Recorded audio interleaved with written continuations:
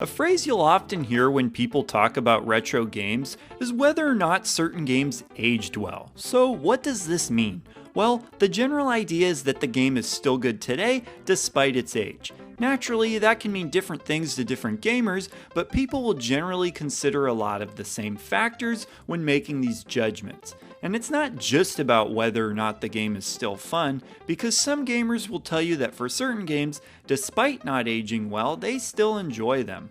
The first and most obvious factor that gets considered would be the visuals of a game. This is a big one for obvious reasons. As technology improves, the hardware that games run on becomes more powerful, and thus the potential for higher fidelity visuals. But hold on a second, are visuals all about how realistic a game looks? Nope, not at all. It certainly could be a factor for some games, but to judge every single video game through that lens would be an incredibly narrow-minded thing to do. For most video games, the visual look of it can be considered art, so naturally you see a whole lot of different artistic interpretations. Lots of games aren't trying to look realistic at all. In fact, from a personal standpoint, I probably prefer games that don't go for a more realistic look. While a lot of that has to do with my love of 2D games that use sprite work, I still find myself appreciating the look of 3D games that incorporate some sort of visual style that shows a more artistic vision, even if it still slightly resembles real life. Breath of the Wild is a good example of this. What's even better is that choices like these can allow games to age better visually. Again, that's of course a matter of opinion, but I definitely notice a pattern of games being praised for it. Back to the 2D games though. I notice a lot of 2D games get praised for having aged well visually.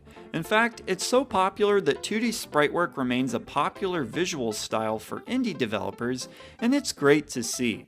With that said, 2D games from the late 80s and early 90s still make up a huge bulk of the 2D games that you'll come across. We gotta remember too that some of the top talent in the industry were working on these games back then. So what you had were some really talented people working on pixel art. Yeah, that's gonna look good. Okay, so then what about when we transition to 3D games?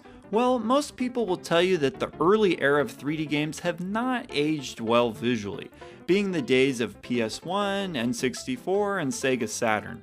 Most of the 3D games from this era look pretty primitive by today's standards.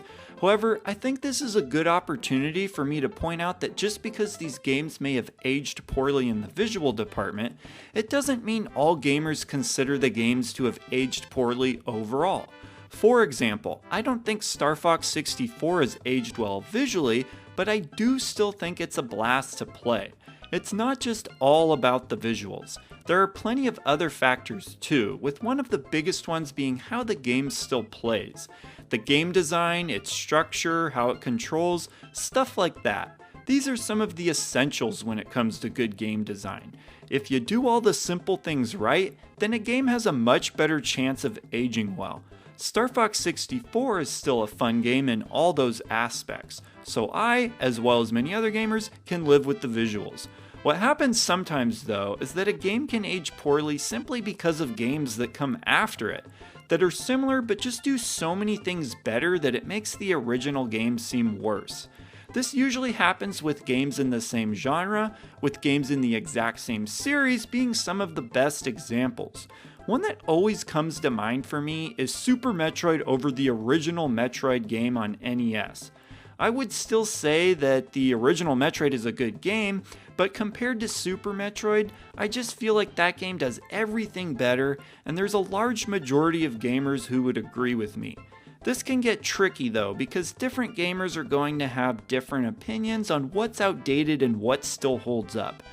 That's why my advice when it comes to this stuff, as well as a lot of other stuff actually, is to just defer to your personal opinion.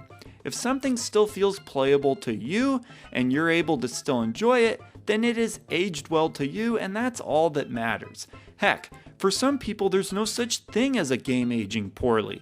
If a game was good at any point, then it's a good game. And of course, on the flip side, there's people who just think anything older than a few years is outdated. As you can probably guess, I'm not on board with that opinion. With that said though, that leads me into my question for you guys for this video, which is, what is one game that you feel has not aged particularly well, and what's one game you feel has aged well? I think you'll all have some pretty fun answers for this one. So leave those comments down below, and I will see ya in the next video.